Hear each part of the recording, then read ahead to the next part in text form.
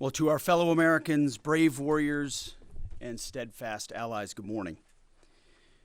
You know, as someone who led soldiers in the streets of Baghdad and Samarra, Iraq, and who trained counterinsurgents in Kabul, Afghanistan, and who still carries the weight of brothers lost to Iranian terrorist proxies, many backed by the same Iranian regime we're confronting now, this fight, Operation Epic Fury, it hits home.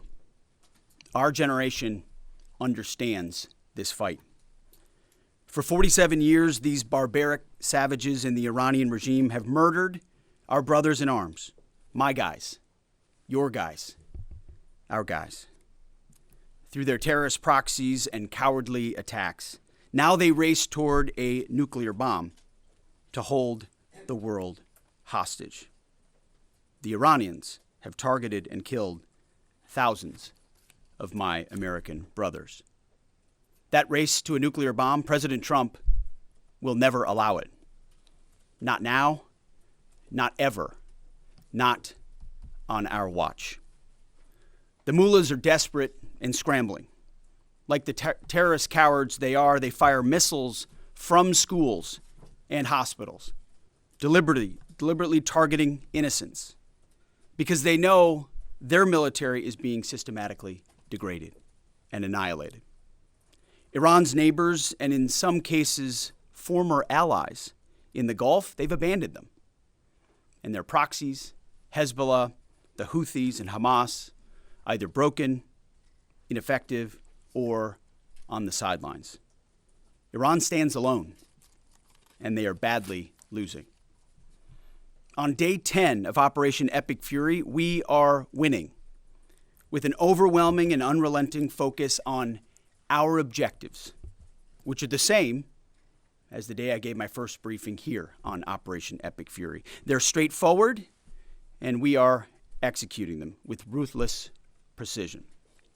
One, destroy their missile stockpiles, their missile launchers, and their defense industrial base. Missiles and their ability to make them. 2, destroy their navy. And 3, permanently deny Iran nuclear weapons forever. It's a laser-focused, maximum authority mission delivered with overwhelming and unrelenting precision. No hesitation, no half measures. As President Trump declared yesterday, we're crushing the enemy in an overwhelming display of technical skill and military force. We will not relent until the enemy is totally and decisively defeated. But we do so on our timeline and at our choosing. For example, today will be yet again our most intense day of strikes inside Iran.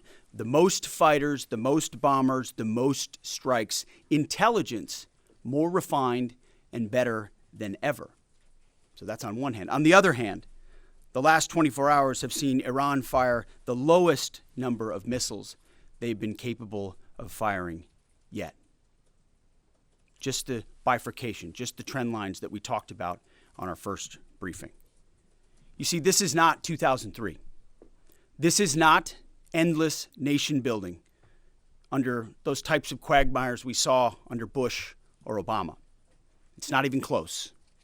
Our generation of soldier will not let that happen again, and nor will this president, who very clearly ran against those kinds of never-ending, nebulously scoped missions. Those days are dead.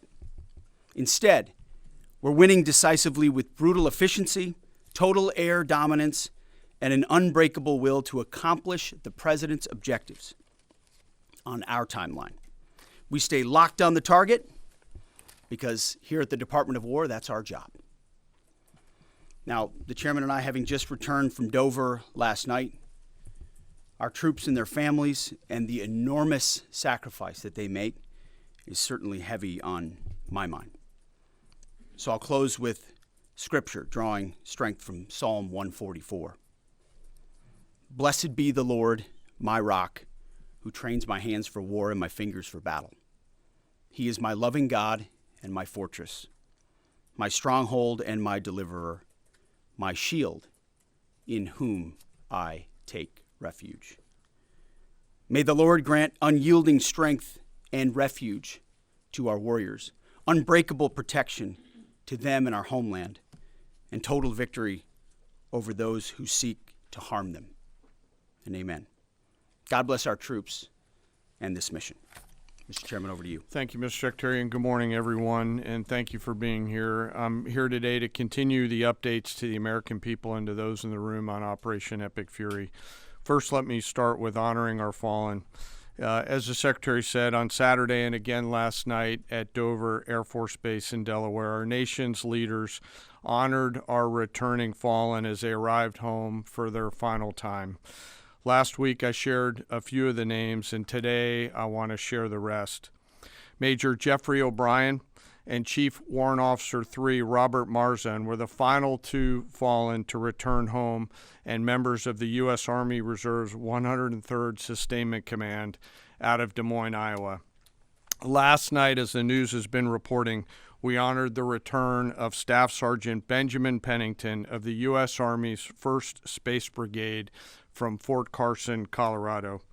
When I met Ben's family last night, his mom, his dad, and his sister, they showed me a drawing that Ben had made when he was in kindergarten. It was clear all the way back then that Ben wanted to do one thing in his life, and he wanted to serve his country and be a soldier. And to the Penningtons, just know how Ben was absolutely a great one. And finally, Major Sorfleet Davies, who returned home this weekend after sadly passing away from a medical condition while on duty in Kuwait. We welcome him home as well and mourn with his family. To the families and the families of all of our fallen, we share in your profound grief. The Joint Force remains eternally grateful for your sacrifice and the gift of a great example that your service members have given all of us. I want you to know that their names will never be forgotten, and you and your family are part of our Joint Force family forever. Let me talk a little bit about the progress thus far, acknowledging that Admiral Cooper will likely continue to give updates from CENTCOM. As the Secretary said, we're in the 10th, moving into the 11th day of Operation Epic Fury. The Joint Force remains focused on 3 military objectives: continue to destroy Iranian ballistic missiles and drone capability in order to prevent attacks on the U.S. and others throughout the region. And this means attacking launch sites, command and control nodes, stockpiles before they can threaten our personnel, our facilities, and our partners. Second, we continue to strike the Iranian Navy and their capabilities in order to do things like sustain movement through the Straits of Hormuz. And third, we continue to start working on and going deeper into Iran's military and industrial base in order to prevent the regime from being able to attack Americans, our interests, and our partners for years to come and project power outside their borders. This means servicing production facilities, research and development sites, and infrastructure. Let me turn to the map. We're going to try digital today to prevent laser injury. Since our last update, CENTCOM continues to make progress across the southern flank. To date, they've struck more than 5,000 targets. U.S. Strategic Command bombers recently dropped dozens of 2,000-pound GPS penetrating weapons on deeply buried missile launchers across the southern flank. We also have struck several one-way drone factories to get at the heart of their autonomous capability. And of course, alongside our regional partners along the southern flank, continue to execute intercepts against one-way attack drones using fighters and attack helicopters. Our strikes mean we've made significant progress in reducing the number of missile and drone attacks out of Iran. Ballistic missile attacks continue to trend downward, 90% from where they've started, and one-way attack drones have decreased 83% since the beginning of the operation. A testament to our air defenders and our air defense systems, and as I said, our partners in the region continue to do great work as well. Second, we're making substantial progress towards destroying the Navy. In the first 10 days of the conflict, we're more than 50 Iranian naval ships into the campaign using a combination of artillery, fighters, bombers, and sea-launched missiles. As Admiral Cooper noted last Thursday, we struck and sank an Iranian drone carrier ship, and U.S. CENTCOM continues today to hunt and strike mine-laying vessels and mine storage facilities. This work will continue. Third, against our objectives, we've begun to target Iran's military and industrial complex, again, focusing on centers of gravity to get upstream of the shooters out in the field in order to deny them the ability to continue to generate those one-way attack drones. Let me spend a minute talking about the Joint Force. Across the area of responsibility, this is gritty and tireless work, and I cannot begin to explain how incredibly proud I am of the extraordinary courage, tenacity, and grit and professionalism within the Joint Force. Last time I had a chance to talk about the Army's incredible logisticians who are out there sustaining the fight. Today I want to highlight a few groups of sailors. First, I want to thank the men and women of the Forward Carrier Strike Group and their families, and let all of them know how grateful I am for their leadership and service.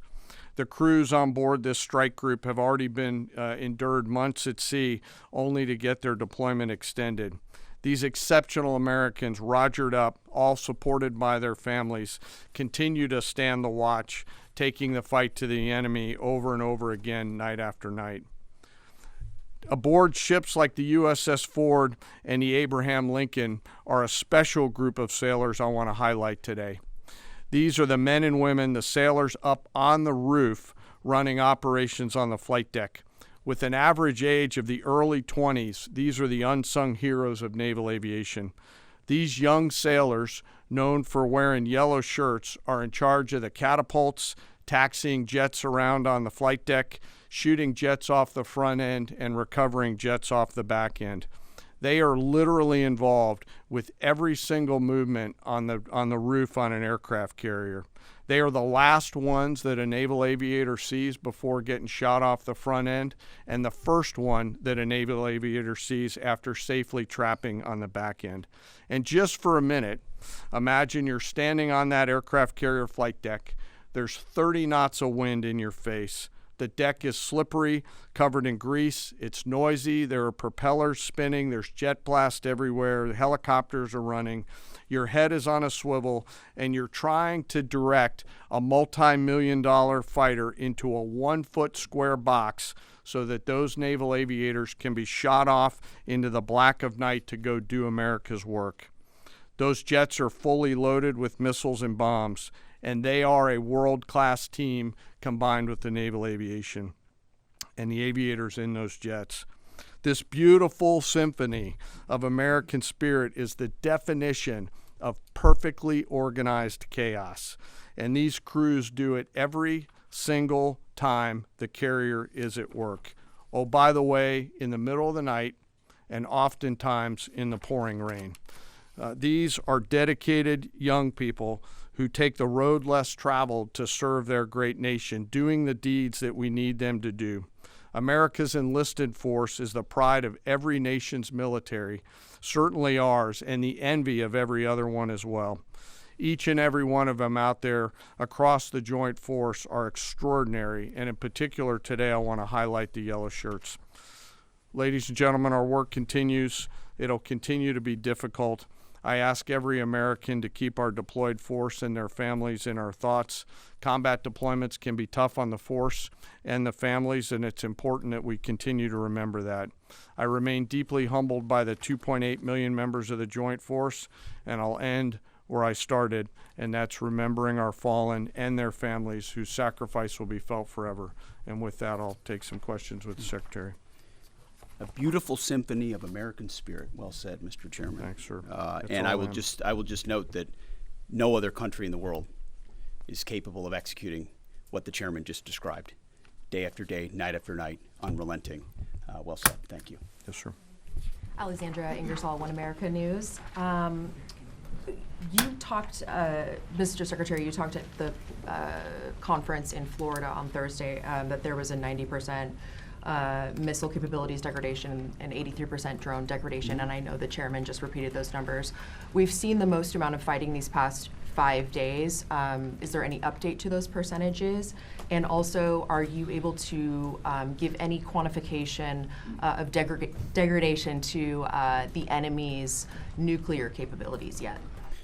What those numbers represent is a persistent low ability to respond, which is what we're looking for, right? It's if the enemy can simply wait and then project power, that's problematic. And we've seen some spurts here or there, but ultimately the trend lines, if you look at the charts that we look at every day, have gone like this down to a flat. It doesn't mean they won't be able to project. It doesn't mean our air defenders still don't have to defend. They do, but that is strong evidence of degradation, along with the battle damage assessment that the Joint Staff does, which takes time. You've got to look at imagery and recognize whether something's been simply degraded or it's been destroyed, or whether an underground facility has been collapsed or completely obliterated. So there's differences in how you evaluate that, but the numbers staying that low is a demonstration of the efficacy for sure. Yeah, right here. Thanks, Mr. Secretary. There's been reports that the new leader of Iran has been wounded. Do you know if this is true and what his condition is? And then another one, President Trump said he had a really good call with President Putin yesterday.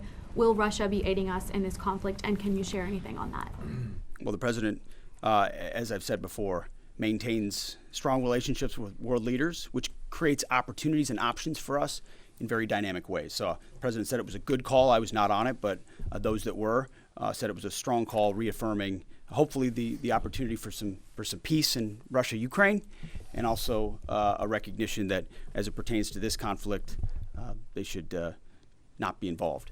The first question was? On the new leader of Iran, there's reports that he's been wounded. Oh, the new leader of Iran. He would be wise to heed the words of our president, which is to not pursue nuclear weapons and come out and state as such. As far as his status, that's not something I can comment on right now. Yeah, right here. Correct. Mr. Secretary, Eric Schmidt with the New York Times. A question for you first. Last week you talked about this being the beginnings of an air campaign that could last 3 to 8 weeks. Can you give us your assessment on where we are now? And Mr. Chairman, in any conflict, the enemy or the adversary adapts to the tactics it faces. Can you talk about the most challenging adaptation the Iranian military has made to the U.S. military? What challenges are you facing most right now? Thank you. I appreciate the question. Where we are is in a very strong place, giving the President of the United States maximum options. And from the beginning, from this podium, we haven't stated how long it will take. Our will is endless. Ultimately, the President gets to determine the end state of those objectives, right? But what he's said continually, and I want the American people to understand, is this is not endless. It's not protracted. We're not allowing mission creep. The President has set a very specific mission to accomplish. And our job is to unrelentingly deliver that. Now, he gets to control the throttle. He's the one deciding, he's the one elected on behalf of the American people when we're achieving those particular objectives. And so it's not for me to posit whether it's the beginning, the middle, or the end. That's his, and he'll continue to communicate that. What we serve him as is we give him updates on a daily basis of exactly where we are so he can make that determination on the throttle. Mr. Chairman. Thank you for the question on adaptation. As you're right, no plan survives first contact with the enemy or Murphy. They're adapting, as are we. Of course, we have very entrepreneurial warfighters out there. I'd rather not, for operational security reasons, tell them what's working. So I'm not a not answer that question based on that. But we are watching what they're doing, and we are adapting faster than they are. Are they more formidable than you anticipated, General? I mean, I think they're fighting, and I respect that, but I don't think they're more formidable than what we thought. Secretary Hegseth, thank you. Jordan Conrad's from the Gateway Pundit. Axios reported, citing U.S. and Israeli sources, that the U.S. was not happy with strikes on 30 fuel depots in Iran. While this is anonymous sourcing, it seems kind of congruent with what President Trump said yesterday, that there's certain spots they don't want to hit relating to energy infrastructure that would take a long time to rebuild. And whether this reporting is true or not, what's your message to Americans, those who supported the president and those who aren't really in favor of this war and who worry that Israel might be taking advantage of the U.S.'s backing. And then for Mr. Chairman, for you, I wanted to ask, when you say that we're moving inland, what capabilities does Iran have to shoot down jets over their land? And would that trigger some kind of rescue operation that could risk a bigger ground operation? Well, I would just state by saying Israel's been a really strong partner in this effort. Where they have different objectives, they've pursued them. Ultimately, we've stayed focused on ours. But what Iran has felt is the power of the world's two most powerful air forces. In that particular case, those weren't our strikes or that objective, or that wasn't necessarily our objective. But the president has made it clear to those concerns that we're not getting pulled in any direction. We're leading. The president is leading. He's determining where we want to go, what the outcome will be, what the end state is, with a very keen eye. And I understand those concerns because I've heard from a lot of people who I went through 20 years of those wars myself, worried about getting dragged in, worried about mission creep, worried about nation building or democracy expansion. That's never the perspective the president has pursued on this. Just because previous presidents and previous secretaries have decided to just pour more resources and more people in toward some unguided end state, doesn't mean that's the way the world needs to look today. In fact, the American people voted for a different approach. But what the president also stated from the beginning was Iran can't have a nuclear weapon. And it's one thing to say it. It's easy to say. Anybody can say that. I mean, Barack Obama said that. But to do something about it takes courage and resolve. But in that courage and in that resolve, you can also be very scoped in what you're trying to execute to ensure that the sacrifice of Americans, American treasure, American lives, all of those properly meet the objective that you're trying to accomplish. And certainly, as someone I talked out front about what the Iranians have done to our generation, yes, we're clear-eyed about it. But my job is to keep it scoped, given the directive of the president to accomplish the mission. Thank you for the question. Most of their higher-end surface-to-air missile systems are not factors at this point in time. We're able to move around fighters that are moving deeper with relative impunity. Always some risk out there. I don't want to say that there isn't, and we'll always maintain and retain capability of doing search and rescue type of things. But I don't want to get into the details. But thank you for the question. Chili. Thanks, Mr. Secretary. President Trump told our team on the ground early this morning that the thing that has surprised him the most during the course of this operation so far has been the Iranian regime attacking countries that are not attacking them. I'm curious if that surprised you as well. And General, curious if you were open to the possibility of escorting vessels through the Strait of Hormuz, and if you could describe some of the challenges of doing so. Big mistake by the Iranian regime to start targeting its neighbors right away, exposing who they are and what they're all about, indiscriminate targeting, flailing recklessly at the beginning. I can't say that we anticipated necessarily that's exactly how they would react, but we knew it was a possibility. And I think it was a demonstration of the desperation of that regime then and that regime now, that they still think their pathway out is to try to alienate their Arab partners even more, who've instead decided to come to us and have been willing to go on the offense, have been giving us access, spacing, and overflight in a new partnership that will continue to remake the region the way that President Trump did with the Abraham Accords. So you're pushing those countries in our direction to support this effort, further alienating Iran. And I think it's worth underscoring. I see in the media banners that say, war expanding or war spread. It's actually the opposite. It's actually quite contained, and more of those countries are coming on side, recognizing that you can't live under a conventional umbrella with nuclear ambitions with a radical regime like that. Again, properly scoping the objectives in the process. And then you want to talk about the Strait? Sure. On the potential, if tasked to escort, we'll look at the range of options to set the military conditions to be able to do that. And then, like we always do with every potential mission, come to the Secretary and the President with both what are the resources required, what is the command and control required, and what are the risks, and how do we mitigate those risks. So we're looking at a range of options there, and we'll figure out how to solve problems as they come to us. But I would reiterate also to add to what the chairman said, the truth the president posted last night about that, saying if Iran does anything to stop the flow of oil within the Strait of Hormuz, they will be hit by the United States of America 20 times harder than they have been hit thus far. He goes on to say, death, fire, and fury will rain upon them. You've seen the truth and read it. But he takes very seriously the condition of that straits. We have capabilities that no other nation on earth has, and we're certainly working with our energy partners across the administration to control for that. That's part of that scoping of this. The world needs to understand this doesn't have, this isn't intended to be, nor is it something that will expand. We know exactly what we're attempting to achieve here, scoped properly, and the American people can count on that for sure. Thank you so much, Secretary Hegseth.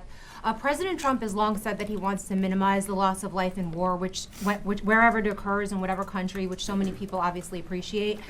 Can you detail the specific measures the Pentagon is taking to minimize civilian casualties and strikes inside Iran?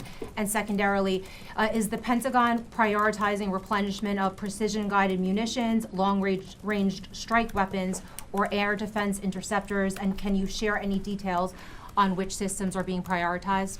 Yeah, seeing it from the inside every single day, including this, no nation takes more precautions to ensure there's never targeting of civilians than the United States of America. From the boat strikes in the Caribbean, where every single strike is assessed to this campaign here, no nation in the history of warfare has ever attempted in every way possible to avoid civilian casualties. And frankly, that's a point that just isn't appreciated enough. Where things happen that need to be investigated, we will investigate. To the question shouted in the back, that it's not open source is not the place to determine what did or did not happen. We take things very, very seriously and investigate them thoroughly, which takes time, and which is why it does take time. But ultimately, unlike Iran, who targets civilians indiscriminately, who we've seen in the intel moving rocket launchers into civilian neighborhoods, near schools, near hospitals, to try to prevent our ability to strike. That's how they operate. And then they set the targeting of drones and missiles toward civilian targets, hospitals, hotels, airports. CENTCOM's been very good about putting that information out. That's how terrorist regimes fight. They target civilians. We do not. And I can tell you this administration and this Pentagon focuses on that very, very closely. Go ahead, You right will here. hold someone accountable if it turns out that that Sir, was a this US morning mission that hit the the Iranian school. government is saying a lot. They continue to say they're prepared for a long war. If that's the case, what could you tell the American people as far as the steps the Department of War is taking to make sure our troops have the protection and the resources they need as the mission continues? I think there's one thing I can sleep quietly at night knowing is that we're giving every resource humanly possible to our troops on the front lines to ensure they're protected. In fact, as I said in that first press briefing, even before we set the offense, we set the defense. We made sure we had the ability to defend, and then we moved as many Americans off the bases and into other places as possible. So as this progresses, the chairman, or the question was asked of the chairman about how the enemy adapts. Well, of course, we adapt too in real time. And to watch our warriors iterate on air defense and interdiction on drones and missiles and how we get after it, it's incredible how they refine the tactics, bring in new assets to find different ways of getting at emerging technologies. So that is one of the things we're laser focused on every day. Yes, we're going on offense more effectively than any country in human history, but we're also ensuring that in every way possible we're defending the best Americans we have who wear our uniform, no doubt. Let's do one more. Thanks, Secretary Hegseth. The president has indicated that maybe the operation will wrap up sooner than he thought it was going to. What's the plan once the U.S. stops military action? Will the U.S. play a role in the aftermath, or will they leave Iran to sort it out? Ultimately, the aftermath is going to be in America's interests, our interests. We won't live under a nuclear blackmail scenario of conventional missiles that can target our people. which is why the objectives have been scoped from the beginning. Missiles, missile production, a defense industrial base, Navy, all in service of ensuring they don't have nuclear power projection capabilities. That's what matters to President Trump. That's what matters to the American people. And ultimately, that's why we're so laser focused on ensuring those objectives and those objectives alone are met. Thank you. Appreciate it. Thank you.